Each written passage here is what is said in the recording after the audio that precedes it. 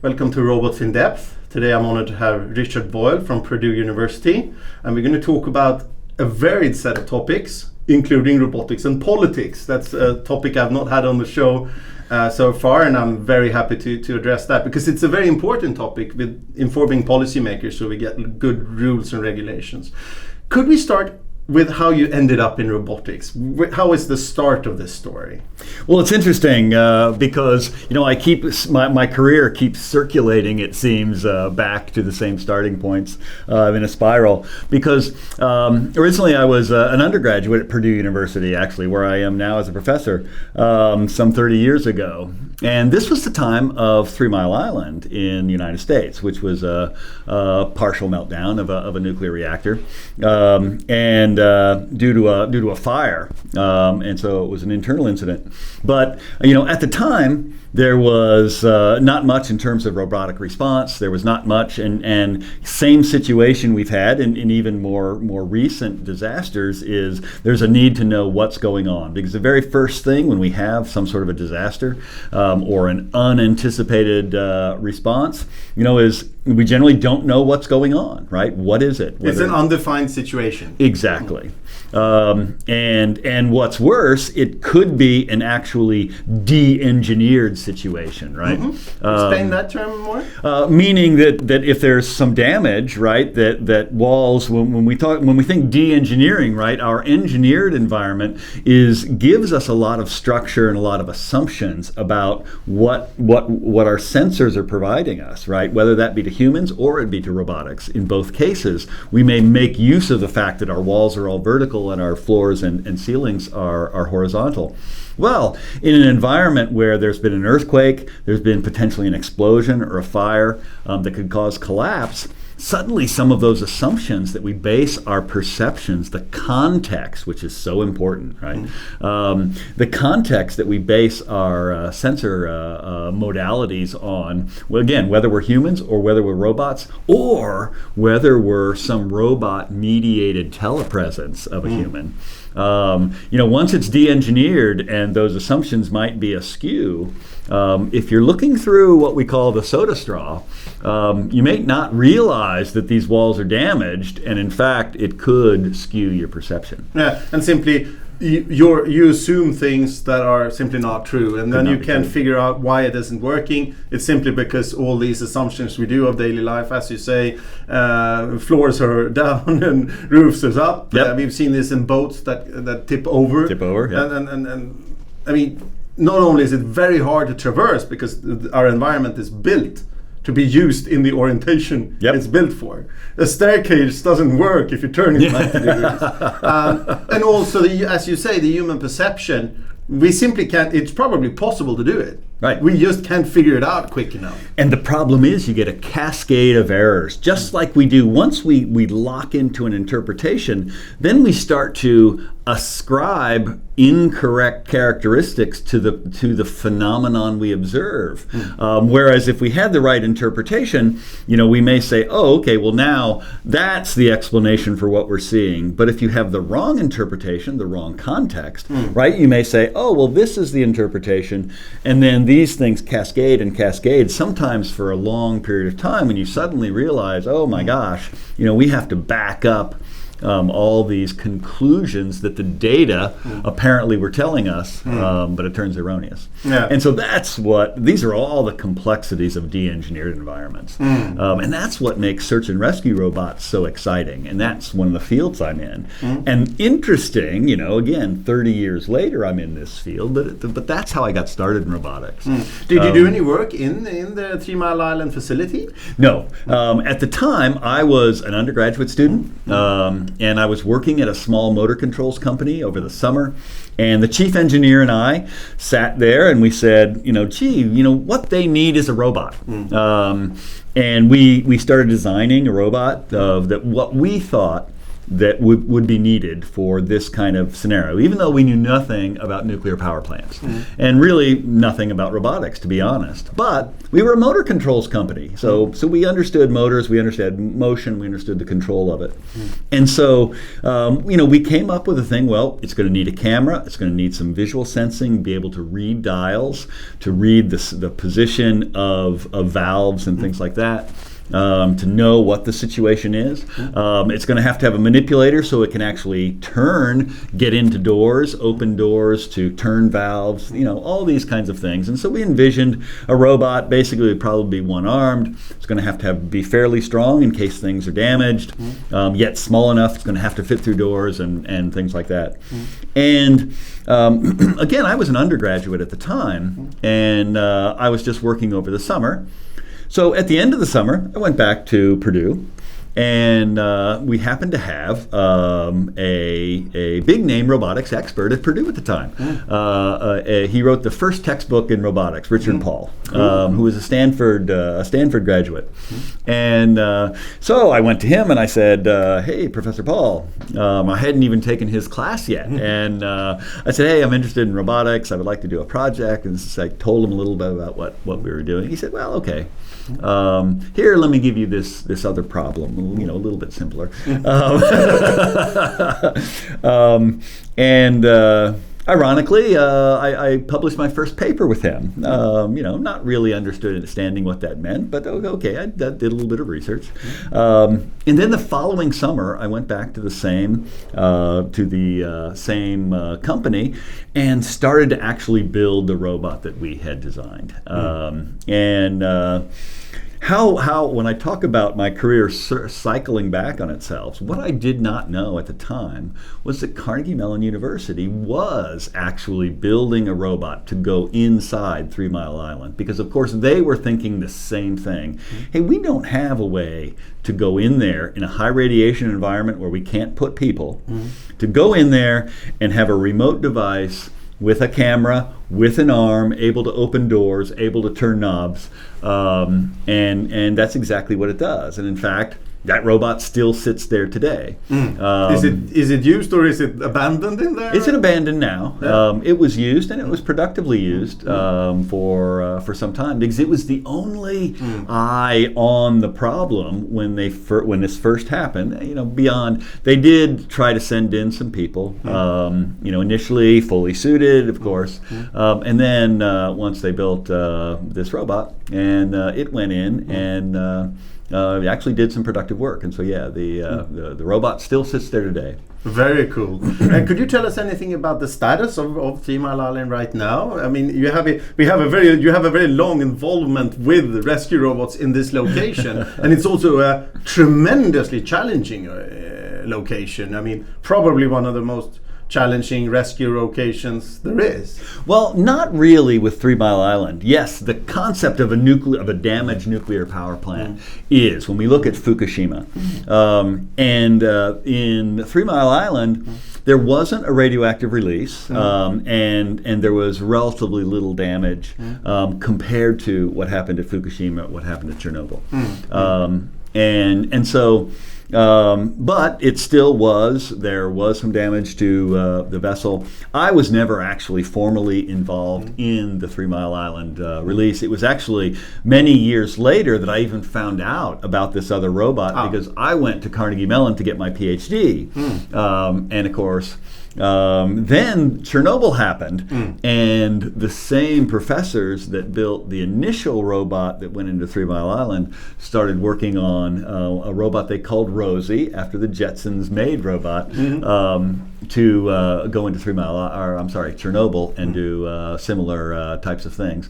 But by then, at least they had some experience and some knowledge of what they were going into. And so you see this evolution from this NASA-sponsored robot, 3 Mile Island. It was actually very big. It had very big, powerful tools. They really didn't know what they were going to run into.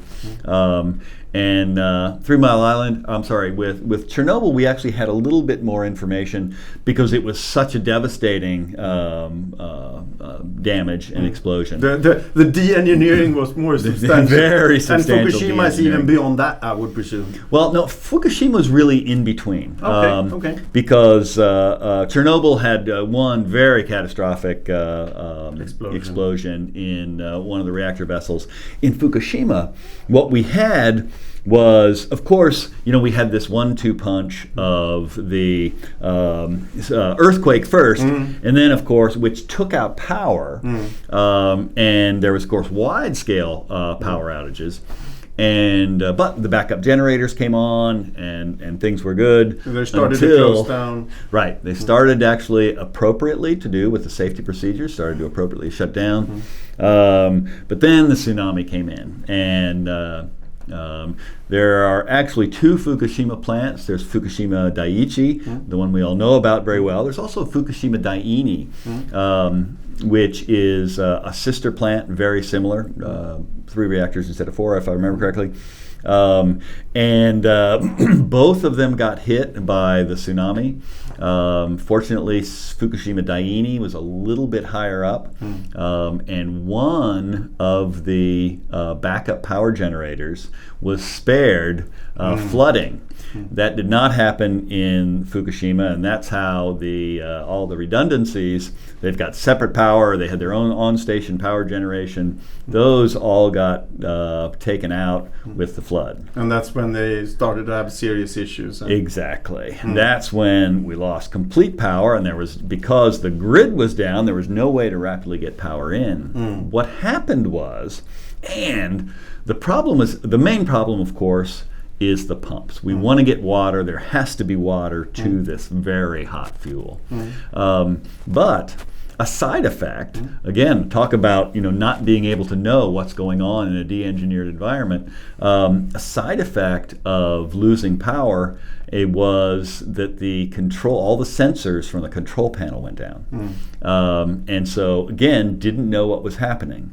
But they had but they knew the physics and suspected, well, there's probably hydrogen gas being produced, right?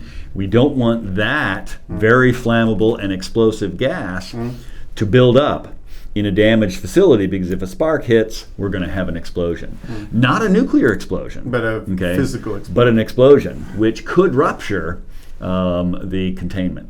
And that, of course, is exactly what happened. They had tried to send people in to, again, same situation. After all these years of robotics development, we really didn't have something quite set up for this kind of a 1-2 punch. So they had sent people in, but they're going with their dosimeters with limited exposure, and they're trying to look to find out what's the hydrogen situation, what can we do. Ironically, they had to power up they had to jury rig power for the control panel. They actually took a car battery out of one of the cars in the parking lot and to hot wire the control panel, if you will, off of 12-volt power. And of course, they had to constantly rotate people because they couldn't be exposed too long, because there was, at this point, Fukushima did have a meltdown, and there was a state is still not fully known, because we're just getting to the point after this number of years of being able to look inside the inner reactor vessel. But the point is, the hydrogen gas was building up. They didn't know exactly where. Had they been able to get a robot in there that just could have taken a little bit more time, we could have probably prevented the real release of radiation for Fukushima. So the next time this happens, hopefully never, but say it takes another 30 years between these accidents, a robot might be able to quickly do what you mentioned, go in there, assess the situation, and advise the operators. Absolutely. Without exposing people to harm. And that's the whole point of the DARPA Robotics Challenge. And again, that kind of circles back to my role in Washington. Is the most effective robot initially was an American company, iRobot. They had some military robots that were designed to be very robust, to be very tough. You could throw these things out of second-story windows because it was designed to be operated in this hostile and very unpredictable environment. And in fact, a de-engineered environment, right, where a floor could just break down. The de-engineered environment is home for that robot. Exactly. Yeah. And so they used several of the iRobot PackBots to go there and to assist the Japanese with their inspection. Those robots again are forever going to be locked inside the reactor building. Because I guess they cease to function quite rapidly, even though they're hardened, right? What kind of life expectancy do we have of these robots, and the best we have today? Actually, the good old conventional electronics hold up really well. Okay, so we're talking weeks, months, years? It depends on the radiation, but in that, depending on how much radiation and what type of radiation, because there's alpha, beta, and gamma radiation. So depending on the type of radiation, it could be hours, days, or weeks. But we're talking days to weeks here, hours to weeks, not months and years. Of reliable, again, depending on things like cameras will tend to fog a little bit. You can still use them until there's a catastrophic failure. CPUs can actually run a long time. As sensitive as they are, because we have very tiny structures inside, they can run a long time. And the Japanese have actually done, prior to the Fukushima accident, they had actually started to look at this. Not from the standpoint of hardening devices, but what about just commercial off-the-shelf stuff, right? How much radiation does it take to kill a CPU or to kill a camera? And again, it's actually in the typical environments. Again, you can always park the robot, at the far side of the building or whatever, and significantly lower its radiation exposure to make it last for a long time. So we had some preliminary data that at least non-radiation hardened stuff was going to work for a long enough time to be useful. And so these robots that die, are they dying because of the radiation, or is it they simply get stuck on debris in this de-engineered environment? What's kind of the failure mode there? That's an excellent question, because that's the problem we have to solve, right? Yeah, this is a big issue because most of the work is research robots, which don't have tremendously long mean time to failures. And so Dr. Robin Murphy, who is a pioneer in one of the original founders of the search and rescue robotics field, has done some specific studies on industrial, type of, robots that are supposed to be designed for hardened environments. We still have incredibly short mean time to failure because these are such complicated devices. In most cases, you're talking about a few hours before a mission-stopping failure.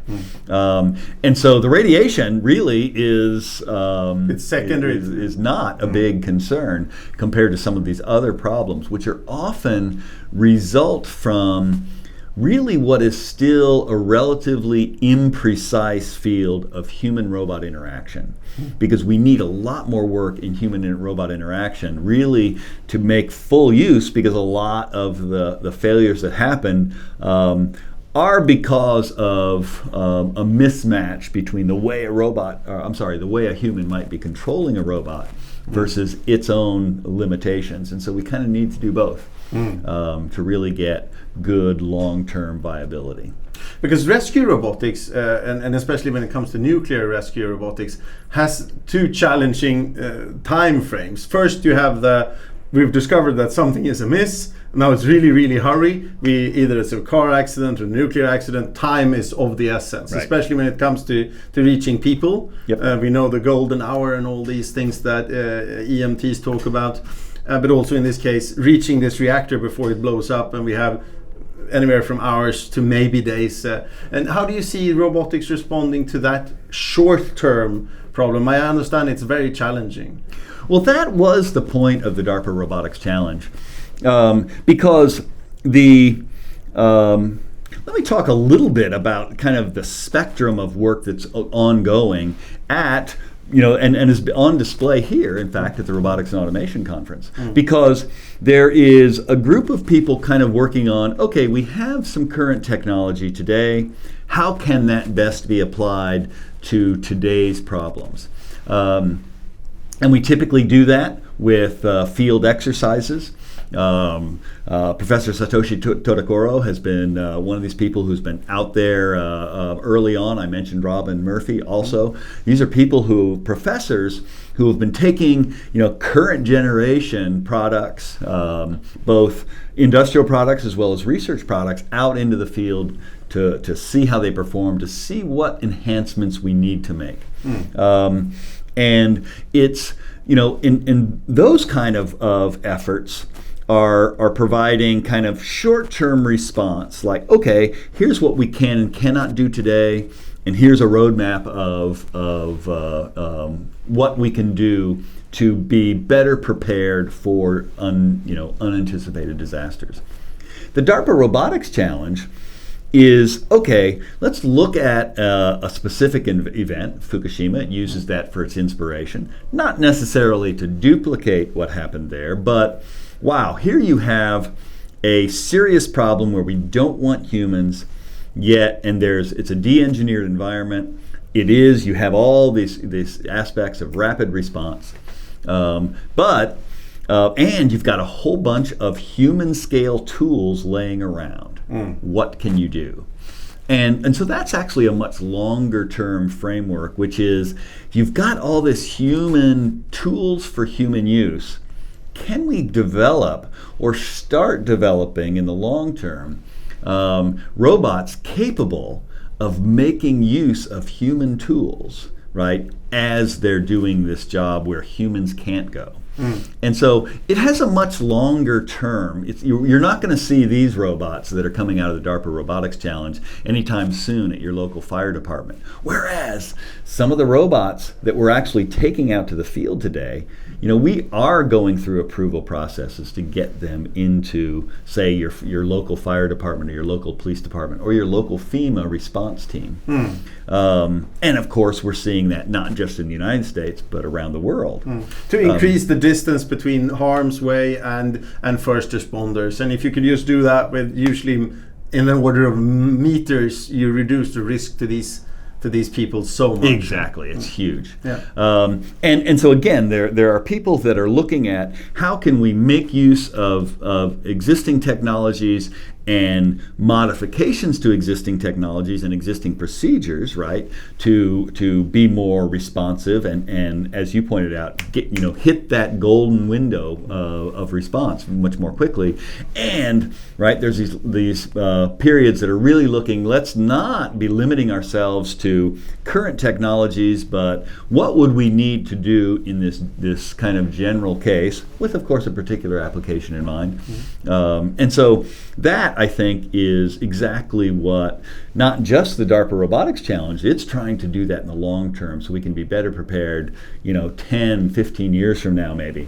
Whereas at the same time, right, I mentioned the iRobot was actually effective in the Fukushima response.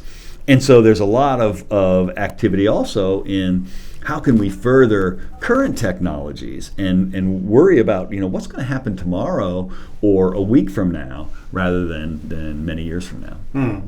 And then we have the second part of an accident, which is clearing up. If this is clearing up after a fire or if it's clearing up after even worse, a nuclear accident. This could also be very dangerous. In the nuclear scenario, of course, we have radiation there. So to clear Fukushima up, I'm thinking they're still working on 3 Mile Island to decommission the plant, right? Right. And I also know about an action in a nuclear accident of a smaller scale in Slovenia, and they've been working since the mid 70s, and they're still going at it. And that was compared to Chernobyl and Fukushima, I understand, a very, very small accident. Right. How do you see robotics being applied in this longer term work of kind of re-engineering Fukushima back to a known state? Exactly. And this is what makes it so interesting and why everyone has to be involved. And by everyone, I mean governments have to be involved, academics have to be involved, industry folks have to be involved, and even the lay people have to be involved, because we do have to understand that while nuclear energy is one of the cleanest forms of energy we have the big trade-off of having minimal emissions is we have spent fuel that is potentially dangerous for not just decades but even hundreds and thousands of years. So it is a long-term commitment. And we got a little ahead of the game when we really started to harness nuclear energy, in World War II. We quickly went from, okay, we can de-engineer environments with these things to we can use nuclear power, that is, to, hey, we have to engineer nuclear power for civilian purposes, right? And we started making nuclear power plants long before we fully understood how we're going to deal with the nuclear waste issue. And decommissioning the whole site is a very complicated problem. Very complicated. And so we're still, and so in many cases, the one thing we knew was, if you can just put enough water around it, we can neutralize it for the time being. That's how we store it today. Yes. Well, that is how we started storing it. That's still how we use it as an interim basis. But there are pools of water full of waste actually from the 50s, from the very first nuclear power plants that we're still having to clean up. Because at the time we had something unusual happen. Maybe a piece of equipment got irradiated in some way that we didn't intend. Well, gee, can't deal with that now. Let's just put it in the pool for a while. And ironically, as you're pointing out, there is a decommissioning process that power plants of any type don't last forever. I was just in London, the United Kingdom, looking at some of their power plants up in North England, which are, these first plants built in the very early 50s. Well, now they've been shut down. And how do you dismantle and dispose of something that is well past its design life? It's 65 years old. And has been shut down, yet not fully cleaned up. And it's way past its design lifetime. And you have these issues of, a lot of this is highly irradiated, clearly the stuff in kind of the center of the core.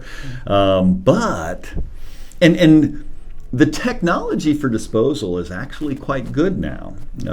For the worst nuclear wastes, we've always had, people kind of know about the leakage in tanks, these wet pools of water. They tend to rust and corrode, whether it be concrete or steel, and they start to leak. They leak into the groundwater.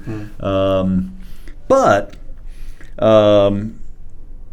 what we're doing now with nuclear waste is we're turning it into glass. It's called vitrification. We glassify the waste, which makes it very stable. It's no longer a liquid, so it doesn't spill, doesn't leak out, doesn't corrode.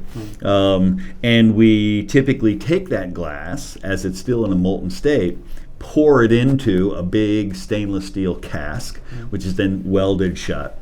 And now it can be stored. It has, even though it may be highly radioactive on the inside, it's been stabilized, so it's generally not going to change its properties. It's not going to leak, and they're good for at least thousands of years. And they can be just stored in a concrete vault. A huge reduction in the complexity of the storage. Exactly. But you might imagine this is a very expensive process for applying to all kinds of nuclear waste, like say a piece of office furniture was inadvertently put in a or was somehow accidentally irradiated due to some incident or something, and that would be classified as very low-level radioactive waste, but still needs to be dealt with. And so the sorting process is really a big deal, because you want to be able to only take the really highly radioactive stuff, put that through this glassification process, and then do other things for the waste that are not nearly as dangerous, and yet at some point, right, they may be all mixed together. And that's where the real power of robotics is. Both in that sorting and separation of waste, because again, we want to keep people out of harm's way, and clearly sorting, and these are things that humans are actually good at, but not so good when they're in a full bunny suit for a hazmat environment. No, and before we sort and assess the different pieces, we also don't really know what we have in front of us. Exactly. And if you don't want to discover that you have a highly radioactive piece in front of you and being human then. So at least some form of rough sorting has to be done by a robot or a human that is in a safe position. And we exactly are dealing with that exact situation with the DOE right now. Is one of the they have a waste isolation plant, pilot plant down in New Mexico, deep underground in a salt mine. They're using a salt mine on purpose because salt mines, salt is very soft and it's constantly in motion, and they actually want the earth to consume these wastes once they're stabilized. And that's what happens if you don't maintain a salt mine. Nature just takes it back.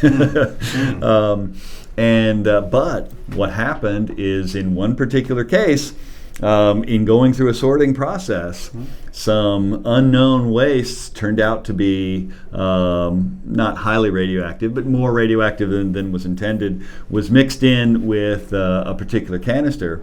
And about a year ago, one of them blew its top, if you will. I wouldn't say it's an explosion, but actually blew open the canister, which then caused a fire, and a localized fire. Again, you have this situation of nobody knows what's really happening, right? Can't have people down there. No people were in the mine at the time. This is about a half mile underground. But no people were underground at the time, and you don't want to send people to, but the radiation detectors started going off. They could see there was radiation for some reason moving up, which means a release. And there shouldn't be, right. Because according to the specification, this cask didn't contain that amount of radiation. Yeah, exactly. So not only did they know there was something bad going on, but they didn't know why. Why? Exactly. Yeah. And this is exactly what we want highly flexible robots for. And the other part of that, which is inspection, right? I mentioned that, the sorting, once we're trying to go through and figure out what these things are, but then there's also just what about inspection? Again, that gets back to Fukushima, finding out where the hydrogen is, for the WIP plant in New Mexico, finding out exactly what happened and what extent is, and how are we going to monitor respond. these casks, and hopefully discover that this casks in particular is not doing very well. We have to probably do something with it. Exactly, because never do we only get one cask from a place. And so, if one is suspect, that means we need to find out where the others are. There was something, we had some error in our process. We have to update our process and reprocess all of them. Exactly. Or at least isolate them quickly. Again, the plant is designed to eventually just be consumed by the earth. And so knowing, and it took about, it was a good 5 weeks, I believe, before they really knew what had happened. Did they use robotics down in the mine to explore the No, situation? they didn't. Because, again, there was nothing they thought, they didn't want to send because they didn't really know the situation, right? It was this collection of problems. They didn't have the technology for it, and they weren't sure who to talk to. And it was a much smaller incident, right? We're talking about the lid blowing off of a container that was packed, the room being packed with retardants, right? So they're redundant systems, so it was packed, and although what they found out was, again, this thing wasn't supposed to have it. It blew, caused a fire. Many of the retardants were packaged in cardboard. And so the cardboard, the retardants wouldn't burn, but the cardboard did. And that caused, even though that fully released the retardants, some of their effect was was consumed by their own packaging, so to speak. Right, and that was causing, so you had smoke and you had sustained heat, right? Because then, the initial fire kind of burned itself out, but caught the cardboard on fire, which caused more fire, more dispersion of pollutants. And so there were a number of issues that they had no sensing and no quick way to respond again. So again, there are a lot of gaps of where we need to do more, a combination of not just long-term R&D, right, which is what this conference represents and is certainly important and what the government spends a lot of money on, but we also need to be prepared for these extremely rare events. Right? How much money do we invest in the deployment aspect of a robot that may never get used? Certainly not every fire department in the country needs a nuclear disposal robot, right? But they probably wouldn't have enough opportunity to train with it, to use it in any constructive way, even if they had it when an accident occurred. Exactly. That training, that and this gets back to the human-robot interaction problem I mentioned a little while ago, right? Is if the robot is not intuitive to use, and human-robot interaction paradigms are still somewhat primitive in terms of how to make these really complex devices more intuitive for humans. And that has a lot to do with autonomy. But you're right. Is if they're not easily usable, and to a fire department, that pretty much means you get up to 40 hours of training initially, and then you're only going to get 4 to 8 hours a year refresher. And so you have to be able to. And also the use. If this is something you use every day, then that's going to be okay. But if it's something you more or less nobody in the station has never used, right?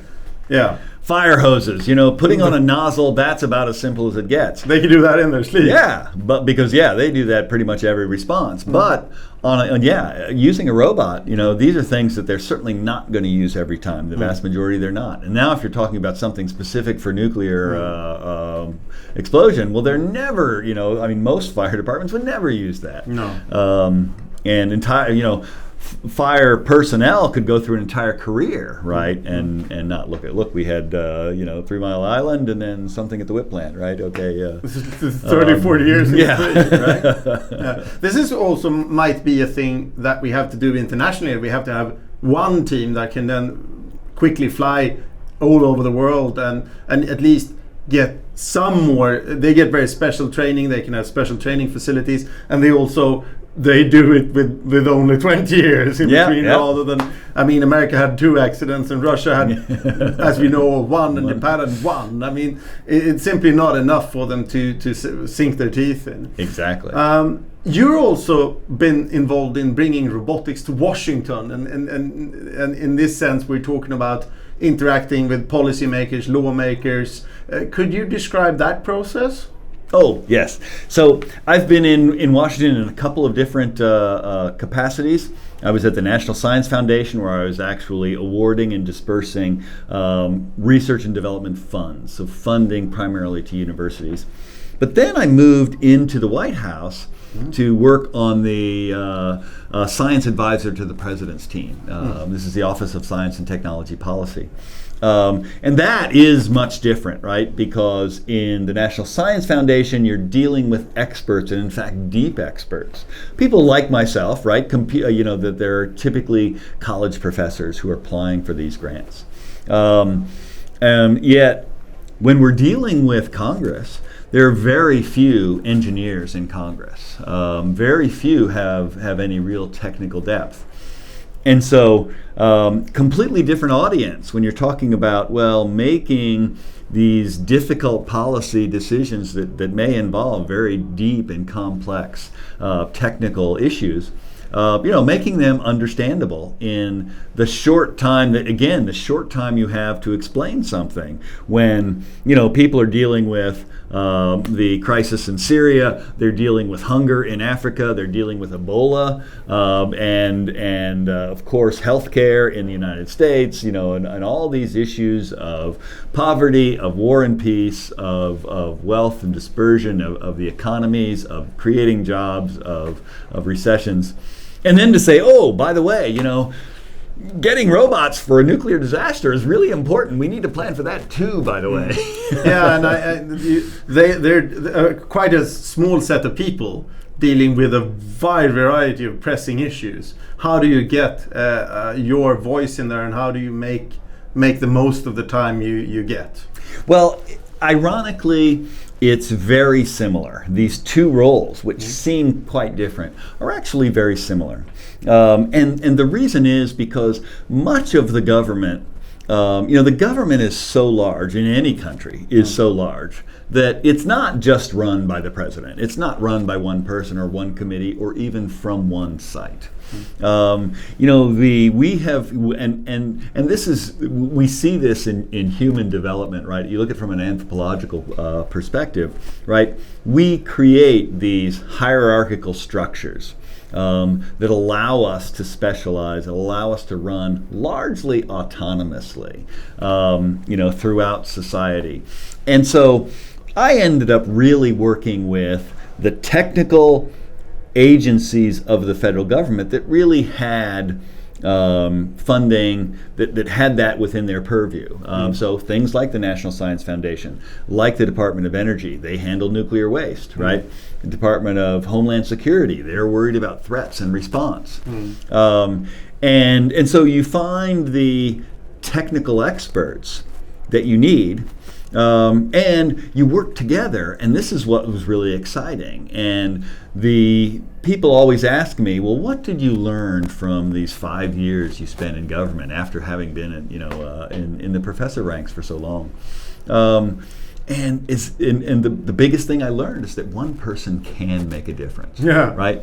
Because so many of these agencies do run, largely autonomously. They're groups of people doing the best they can, and in many cases they're doing an extremely good job over the long haul.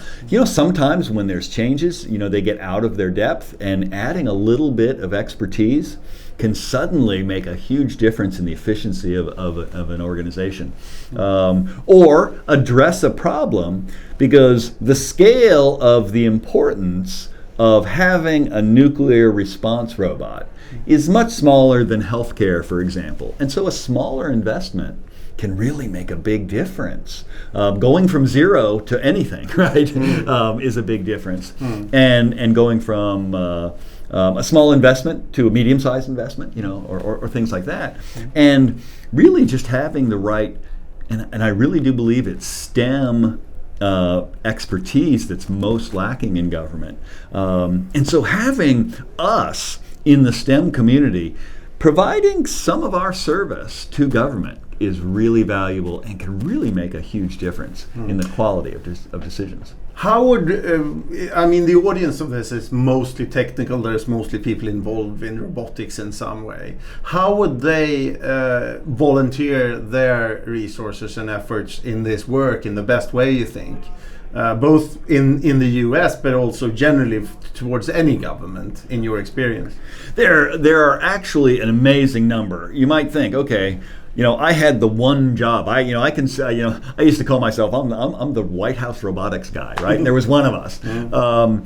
And so you'd say, what's the chance that any one STEM professional can be that? And that is small, right? There's only one of those. But there are a million ways to interact with kids in teaching STEM. First Robotics Competition is a wonderful international example where you never know who you're going to be influencing. Whose kid on a First Robotics team, right, is actually the son or daughter of a U.S. congressman or a parliamentarian in the UK or in Europe or in Asia. And I really think all those little changes those little influences that we have, either to do outreach to the K through 12, the elementary and secondary school systems in whatever country, getting kids involved in things like robotics, so that they do have more technical literacy, which does spill over to parents and grandparents, and all these little butterfly wing beats, if you will, turn out, in my belief, right, I think do add up to importance. And eventually a volunteering time for your funding agencies, volunteering time to talk to your congressman, and or congressperson, I should say, and volunteering time again to work with your school systems. I think these are all opportunities to work with industry. Instead of just focusing entirely on our traditional deep research topics, every once in a while we need to spend 10% of our time, 5% of our time, making sure we're thinking about the entire ecosystem, because it is getting much more interconnected. Very interesting, very interesting. So now you're back in academia, and I hope that feels good. Excellent. So what are you working on right now, and how do you see the future? Robotics is booming, I think. Absolutely. I think that, what I've seen, there are a couple non-technical aspects that I think that I've seen in my time in Washington, and I think this is a unique time. Because, robotics as a field kind of went through a great crash. We've talked a lot about boom and bust cycles recently with the economy, with housing, with stocks. Boom and bust cycles have been going on for probably millennia, certainly for centuries. In the 80s, robotics went through a boom and bust cycle, where it was overhyped. We were talking about lights out factories, and that everyone, Rosie the robot, was going to be our maid, and humans would be living the life of bliss. That clearly was oversold. The lights out factory has only penetrated small, important niches, but small niches, things like the auto industry, spray painting, welding, a few packaging operations.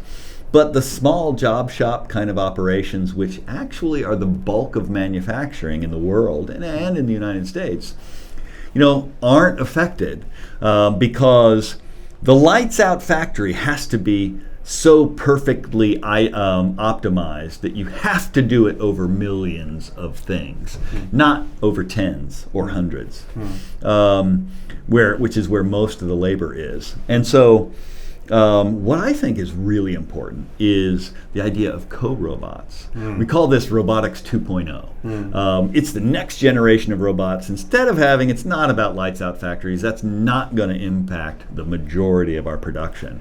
It's about how do you make people more effective, more efficient, more productive, and get them out of harm's way? We've always, since the dawn of robotics, we've talked about the 3 Ds: dull, dirty, dangerous tasks. And that's what the lights out factory was supposed to be about, is let's just get humans out of everything, right? Well, okay, that only works in limited capacities.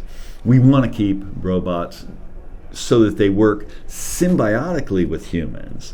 And that means this aspect that I keep referring to, human-robot interaction.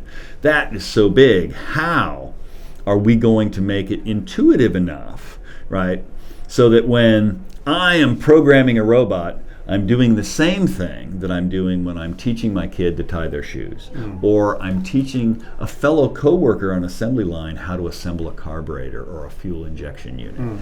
We don't do it the way we do it with robotics, which is read a bunch of text in a manual, convert it into some foreign language, which is actually how we program, right? Even our programs are in a special computer language, which is foreign to us.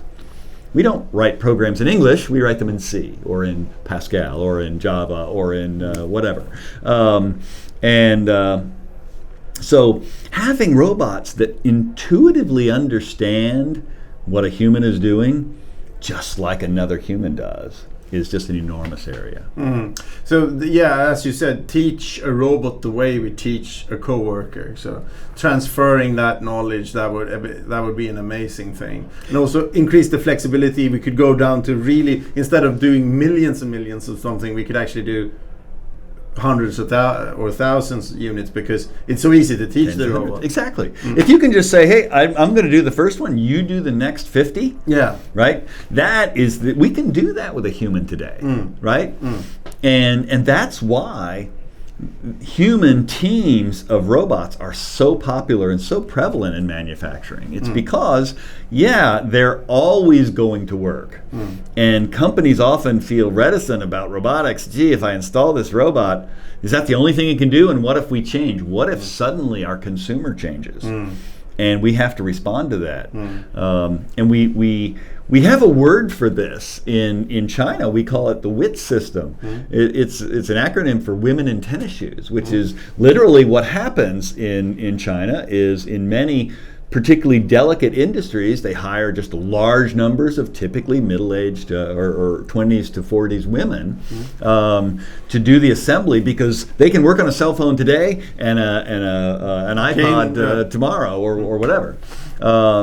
And that we don't have, because you can do with simple demonstrations. There's a whole mind full of intuition that we all carry, and we're just starting to do that with robotics. And that's another really exciting area, this idea of cloud robotics. It's basically when robots meet the internet, and not just the internet in terms of the Internet of Things, but the internet that Google and Yahoo are providing in terms of search, right? Because there are huge volumes. That's what we mean by cloud robotics, is this network to an infinite, really an infinite supply of information that is being sorted and parsed for us at extremely rapid rates. And that, of course, is the innovation of Google. And that is a multiplier of human capability, right? Just cognitive capability. When you start to connect that to a robot, now you're not just increasing the cognitive capability, but the mechanical capability, the actual interaction with the physical world. And co-robotics, where we actually work on the same task together. For instance, the robot can take the weight of an assembly and the human can manipulate it. It's so great because it allows the human to be free of strain and stress and be able to do their job much easier and much more pleasantly. Exactly. And it could be remote, right? In getting back to the search and rescue or the nuclear response, right? When you have, that also is a co-robotic application where you have someone maybe 2 miles away, right? Out of the radiation zone, out of the hot zone, controlling a robot remotely. And then it becomes a trade-off of, do you do teleoperation where there's essentially no intelligence, it's all the human and they have to control every detail? Or is it a situation where the robot can do certain things by itself autonomously and only needs the human's attention, occasionally, or when there's a problem, or when you're coming into a certain tricky maneuver, right, where there might be certain dexterous skills that a human has, like a surgeon in a remote surgery kind of scenario. I mean, so one responder could operate 50 robots and they just call him up when they have a problem. Exactly. And you connect that to the cloud and cloud robotics. There are these things like Mechanical Turk, where you can actually ask, well, gee, what would you do with this? Does this look like, if you're in a disaster scenario, does this look like a person or is this just debris? I can't tell. And a person may be able to quickly say, oh no, that's debris. That's a Coke can on edge. So we can have an app that when there is an earthquake, for instance, we deploy a bunch of robots, cheap, dumb. They have a camera and a transmitter. They send these pictures up to the web, and basically we can have literally billions of people looking at billions of images, bubbling them up. I think this is a person. I think this is a person. Yep, exactly. It goes up to the next level, and literally within seconds or minutes, a responder on site can go, I need to go there, because there's a person, not over there. Right. And that makes the robot cheap because it doesn't have to contain the processing. And we can do that today. Exactly. Or easier anyway. So that's very interesting. And the idea is, we're already doing that today in limited cases in ways that we've accepted. Here's an example. Many people have kind of thought that the Amazon delivery is a joke. By UAV, this doesn't make sense. But think about this a little bit. When we fly today, this is a delivery process, albeit it's human, so we have to be much more safe. But typically what happens is the pilot, we have some people that get us away from the door, right? The pilot gets us out to the runway and takes off, and then it goes into autopilot. It's an autonomous mode. Because once we're clear of the hard part, which may only take 10 minutes, 5 minutes, really, that's the flying on autopilot is easy. And so there have been these publicized cases where the pilots actually fell asleep in some situation because they were so bored. There's nothing to do. And so it's just a matter of, okay, we're going to fly the pilot needs to do something for 10, 15, 20 minutes. Then for several hours, it's, they're reading their books, they're doing whatever. And then you say, okay, now is the time to land. Imagine, why have that pilot actually sit in the plane, right? And this is exactly the kind of thing that Google and Amazon are looking at for delivery services there's a real hard part of this, which is getting an autonomous vehicle to put a package on a doorstep or to really get it to a person, because all kinds of things could happen. There could be trees in the way, there could be kids out in the yard, could be the wrong person at the house, the address could be mislabeled. There are a million things that humans are good at. And so you could say, well, but most of the time in delivery, right, is not involving any of those complex decisions. In transit. It's in transit. And now when we get something UPS, it takes days anyway, right? And it's only those last 20 minutes, where again, the driver, which is exactly the situation we have with autopilot. And we accept autopilot now, right? With the exception that we want the pilot there in the plane. So for obvious safety reasons, if we linked to them from the outside, that would be a very challenging technical aspect of doing that in a safe way. Although with the recent German wings disaster, we have the opportunity of then using voting regimes where we have actually not one pilot steering the plane, but 3 of them. Exactly. And if 2 agree on a course of action, we'll do that. If the third one want to fly it straight into a mountain, we're probably going to disregard that. Disregard that one. So although it's technically very challenging to move the pilot out of the cockpit, we could actually benefit from that if we were able to do it, because we could have multiple teams and they would not be fatigued, because they would basically they would be flying very short periods of, they wouldn't be sitting in the aircraft for 10 hours doing 40 minutes of work, right? And of course we have had a lot of situations with pilot error where, because of fatigue, the very reason that they sat there for so long, or that they just happened, they had such a long shift, but there was no one to replace them, right? Which of course is against regulations, but it happens, right? Yet when you say, in military drones, right, we have replaced the pilot, and we've had very few accidents. And so the technology is actually there to do this, to remotize the pilot, and I think solve a number of problems that are due to, as you point out, to human error and fatigue. And today's aircraft are physically, technically, mechanically very reliable. So if there is an issue in the plane, it will also be so in the aircraft. It will also be so that it's going to be very unlikely that a pilot in the situation is going to have the idea, say, this is what's going on, I need to do this. We talked about the misunderstanding of the deconstructed environment. Exactly. This is a deconstructed environment, either software or hardware. If we then could quickly connect thousands of pilots on this program, and they're not stressful in the situation, they can one pilot will have the idea, this is what's going on, I'm sure. It will then convince one of its peers saying, listen to me, this is what's going on. And then they can go and convince two more. And eventually this far out idea there that this is what's going on, this is what we need to do, will bubble up. Yep. And eventually be implemented in a way that we could never demand of a pilot in situ to be able. I mean, it's simply so unlikely that they are the ones that have that idea. I heard this in association with Apollo 13, the accident, saying that there was 13 different things that led to the fact that they were able to return the astronauts to the Earth safely. And one of them was that one of the guys had been extremely busy up until launch, so he had done nothing when he was very tired, and when they were actually launched, he was out of a job. His task was done. So he went to the movies to see this movie, which is actually about an accident in space. Oh, yeah. Just the day before the actual accident, because he wanted to see it, but he was so busy he didn't have the time. But when he eventually did it, he said, okay, say I was at the auxiliary room besides mission control and I had this issue. So he started thinking.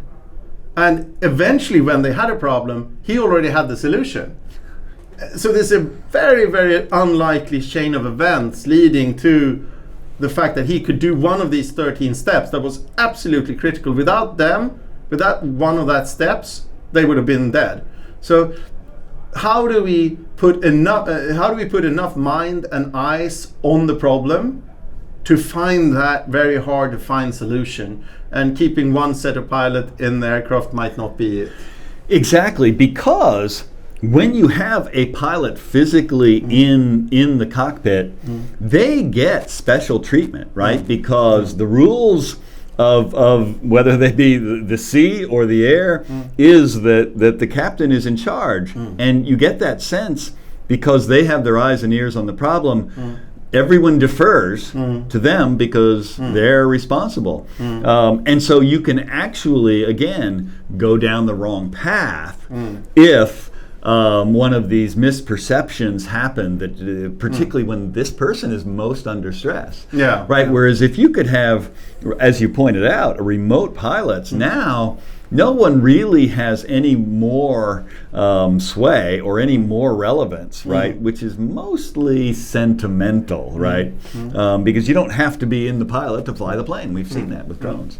And you're exactly right. I think this allows for much more democratic and clear processes. Again, there's a famous case documented, in Apollo 13, where an assumption is made about where the leak is, and we've just got to shut the fuel cells down because it must be a leak in one of the fuel cells. Well, what they didn't know was there was an explosion elsewhere, and that was one of these cascading failures that could have been avoided had more people been saying, okay, let's not focus on one solution. Yeah, and it also having one pilot creates a huge bottleneck. If we have many pilots, we could implement ways of doing things because one single person isn't critical. So if this first one with an idea have actually got the time to research it and convince their peers,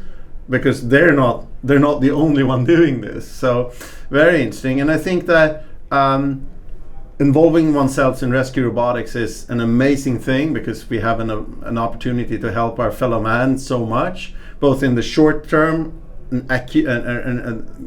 accident in progress, and on in the long term too. And you said that one person can make a difference. And this quote is usually attributed to Margaret Mead, although she denies saying it, is that never cease to believe that a small dedicated group of people can change society. In fact, it's the only thing that has ever changed society. Exactly. So I think you and me could say that to the audience. You can make a difference. Absolutely. On all levels. You can do research, you can affect policy, you can educate the next generation in robotics. There's so much in robotics that you could turn your efforts to and have a huge impact. And we have a responsibility to do that. STEM professionals have a responsibility to provide their knowledge, because in these fields you're talking about, the STEM population is a small fraction of the lay population. The STEM population is a very small fraction of our politicians and our rule makers and our administrators. And so we do, as technology becomes more and more important. 100 years ago, we did not have the ability to change the entire global climate. We did not have the ability to move entire populations. We did not really have dominance over every animal and plant like we do today. And so it's much more important that we naturally have, because of our training and our predispositions, I think, that scientists and engineers, STEM professionals, tend to focus very deeply and very narrowly. So we easily become lab rats. An inch wide and a mile deep. Exactly, that we prefer that environment to just say, which what that means is, I'm just going to focus on my piece in the lab. I'm not going to worry about the policy implications. I'm not going to worry about how people are interpreting it. I'm not going to worry about how it affects the lay people or the education of the lay people, right? And this is all part of being a complete engineer, a complete scientist, I think, increasingly, because of the vacuum of STEM knowledge, right, in our leadership structures. And again, that is, so we need to be, as a community, much more respectful and mindful of that global role that we need to play. To basically assist the regulators and assist the lawmakers to make good laws that are based on fact, based on a solid ground, and also why, and this is part of why I do this video series, to inform the general public so that they can, and this is also why I do it in a video form. I want them to see you, the researcher with the deep knowledge, that you're regular people, you have a passion for this. It is not science fiction, it's going to happen, not all of it at the same time, and it's not scary. There's Absolutely. an opportunity here, and if you prepare now and take advantage of this opportunity, it's going to be positive for everyone. So go out there, do things, show yourself, take part. I can, for instance, say that it's really rewarding to be a part of the ISO when it comes to standardization. And there's a lot of work around there, making solid publicly available standards in the robotics field is going to be very significant, and I enjoy the work greatly. So there's a role for everyone to play here. If you're a researcher, you're a policymaker, you're an educator, you're an entrepreneur, we can all work on our own field, but we can also contribute to the common good. Exactly. And we don't have to contribute to every one of those fields, right?